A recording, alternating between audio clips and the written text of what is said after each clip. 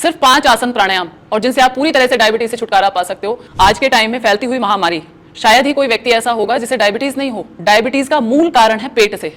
जिसका पेट ठीक है, जिसका डाइजेशन ठीक है, उसको डायबिटीज कभी नहीं होगा।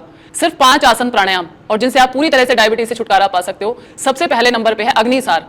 करना कैसे है? इनहेल किया, एक्सहेल किया, पेट को पूरा अंदर खींच लिया,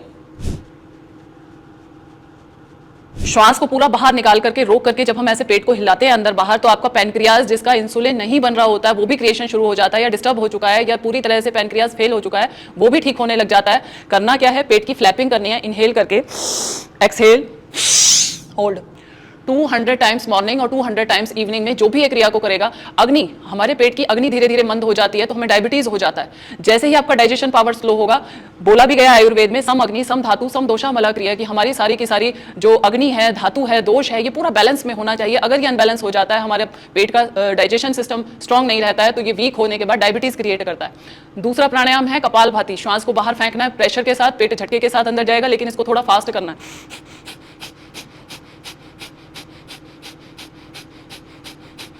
स्पीडली करना है। स्पीडली करने से पैनक्रियाज एक्टिवेट हो जाएगा।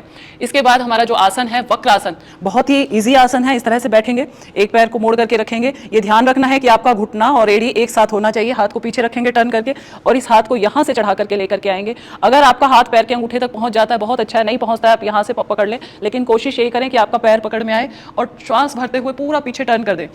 इनहेल, फिर धीरे धीरे इसी को दूसरी साइड से करेंगे श्वास भरते हुए। कम से कम यहाँ पे आपको 20-20 सेकंड की होल्डिंग जरूर करनी है, और दोनों साइड से आपको 10-10 बार जरूर करना है इस आसन को। दूसरा अभ्यास हम करेंगे धनुरासन। लेट जाएं और दोनों हाथों से पैरों को पकड़ लें, श्वास भरते हुए ऊपर खींचें। जब आपकी पूरी बॉडी की स्ट्रेचिंग होगी तो पैनक्रियाज एक्टिवेट होगी, आपका डाइजेशन पावर अच्छा होगा, आपका मेटाबॉलिज्म स्ट्रांग होगा। इसके बाद तुरंत ही आपको करना है मंडूक आसन। इस तरह से बैठें, दोनों हाथों को मुट्ठियां बंद करके नाभि के दोनों तरफ लगा दें। श्वास को पूरा अंदर भरें, पूरा बाहर निकालें, हाथों को अंदर दबा लें, सामने देखें, लंबे लंबे श्वास लेते हुए यहाँ पे रेस्ट करें। श्वास नॉर्मल रहेगी, रोकना नहीं है श्वास को बाहर, डीप ब्रीदिंग करते रहना है। नेक्स्ट इसी में वेरिएशन चेंज करके लेफ्ट हथेली नीचे, राइट ऊपर, नाभि के ऊपर रखना है जस्ट। श्वास को पूरा अंदर भरेंगे, पूरा बाहर निकालेंगे। पूरा एक्सहेल करने के बाद हाथों को अंदर और सामने देखते हुए लंबे लंबे श्वास लेते रहेंगे। डीप ब्रीदिंग, श्वास को होल्ड नहीं करना है, डीप ब्रीदिंग करते रहना है।